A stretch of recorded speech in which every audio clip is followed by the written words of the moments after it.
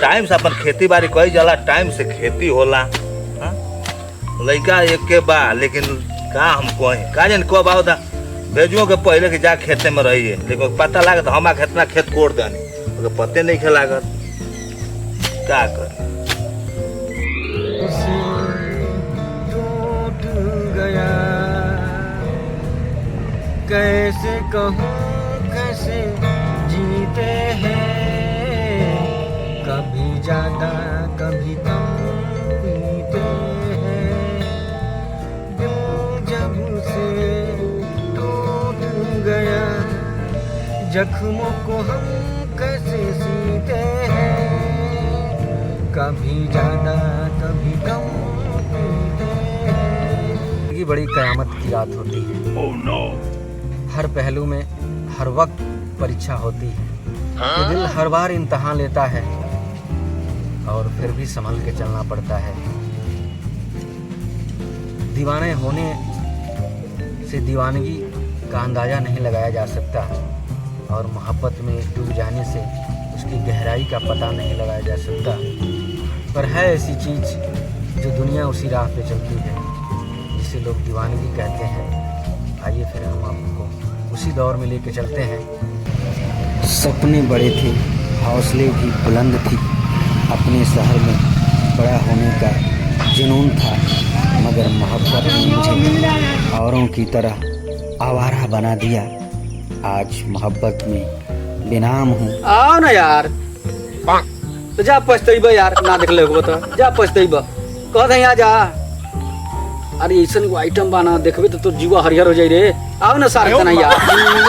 तेरा मासूम चेहरा दिल लगाने के काबिल नहीं है।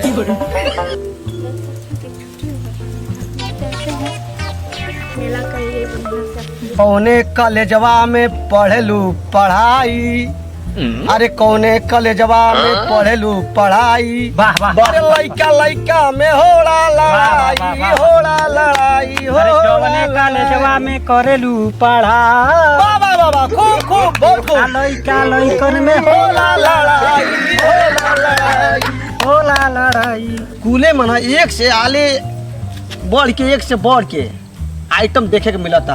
का आइटम बा? अरे भावा एक नंबर के आइटम। हमार धान फूट गइल बा, एगो लड़का के कहतानी कि तनी गमसीन ला के मार दे खेतवा में, लेकिन लड़का कोनो मतलब नहीं, खाली लड़का पढ़े जाता। हमार तो समझ कितना पढ़े ला और कौन बड़का बुझाता कलेक्टर होके आई हो।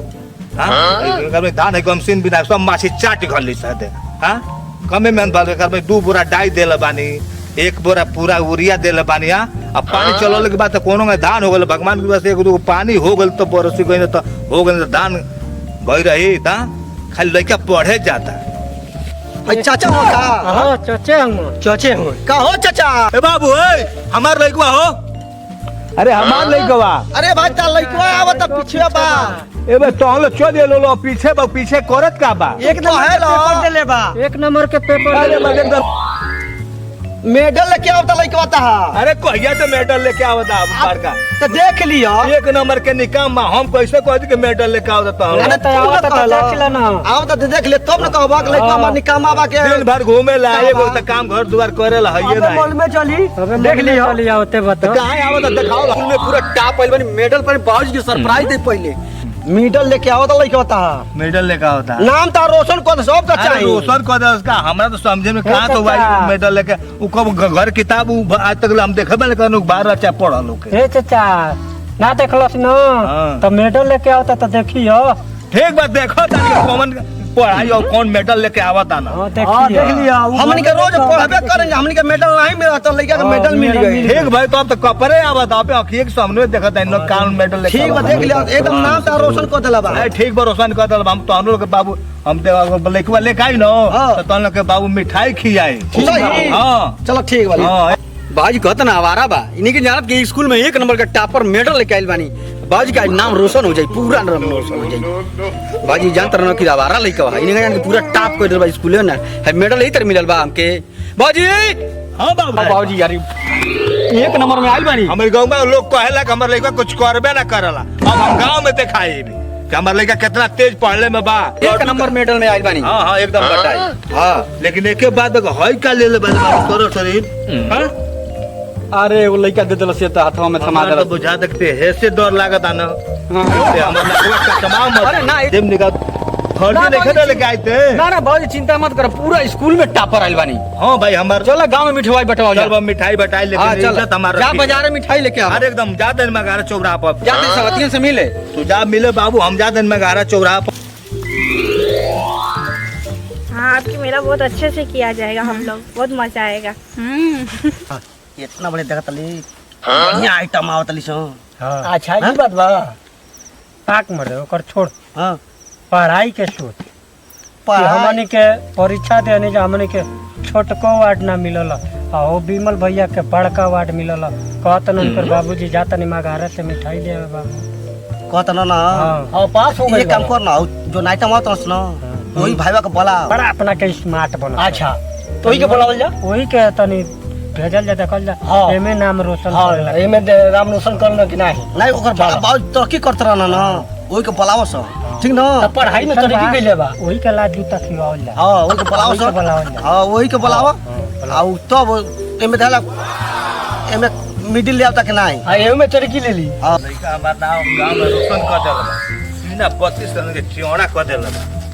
ओने खोतवा में लुकोइलू आई रे बालम चिरई, आई रे बालम चिरई। देख बस कितना तारी आइटम आवत न सो। किनी किनी अब का ये देख भाई देख। अच्छा हम तो देखी देखो। अब देखा सो। अरे ए बिमल भाई, अरे मत देखा हो कितना बढ़िया आइटम आवत न सो। फिर रे यार रुक रुक आओ, फिर रुक। कितना बढ़िया आइटम आवत न सो। आ गई। चल या मत नहीं होगा लोगत नहीं खे। अरे सारे दिन आवत ये तो कितना बढ़िया आइटम बा, देख लो। के लगल देख करिए। बात तो बा ना त तनी है तन मेडल लिया के तन देखाओ ना। मेडल लिया के दिखला दो। एहू में मेडल। हां ये साला चप्पल जूता खाए पड़ी मेडल में मिलेला। आयो बाबा भैया ना तनी मेडल लिया के दिखाओ ना। वीर वाला ना त तनी मेडल लिया के तन दिखाओ ना। चलो बे जे जौन कहबे ना जौन के ऊपर छेड़ के दिखा दे। ठीक बा तन कैसे कैसे मर्द समझ ले। ठीक बा तन देखा तन और चल। बाबूजी के विश्वास बा के मेडल लेके लाइल बा। ठीक बा चल। हां तो चल कुछ भाखल बा। आ त चलो चलो बाबा के कुछ भाखल बा, लाल जूता में लिखल बा। खाई चलो चल मुड़ आइला गवासी कटाई। चलो चल देखा ले कैसे करी। चलो चल। हां चलो एक हां बोल बोलाइए के देख लिया जतन चलो चल। चलो चल चल चल चल चल। अरे बाबा छुप के देखल जाई। चल चल छुप के देखा। हां छुप के देखल जाई। तनी एगो मेडल लिया ले। एगो मेडल लिया ले वीर बनता ना। हां चलो ले पाई कि चाचा हाँ, के आवाज हाथ पाई। नहीं तो जान का कर लिया। हाँ। चलो पहले छुप के देख। छुप के देखल जाई। चलो सर। हां चल यही जा लुका है। यही जा लुका है। हां ये छुप के देखल। चल आओ आओ। एहो करे जा। अरे तनी ताक दे तू मर जीती हो। ए करे जा। अरे तनी ताक दे तू मर जीती हो। अच्छा चुना कहीं एहो करे जा। अरे तनी ताक दे तू मर जीती हो। अरे तनी ताक दे हो मर जाई। एहो करे जा। अरे तनी ताक दे हो। अच्छा चुना कहीं के चुना रे बड़ा का। अरे हमरे लड़का का है ये ससुरा तो ये होवे का है जुगिया करता करत का बे जुगिया। एहो करे जा। अरे ये बिजली कहाँ गिरी हो। अरे रुक जा मेरी जाने एकदम खत्म है बड़ा। अरे बिजली कहाँ गिरी हो। तेरी बापा की छाती पर गिरी। रुका रुका ससुर तू पढ़ाई पढ़ा डाला ठीक बा ठीक पढ़े जाता आज हम बतलाओ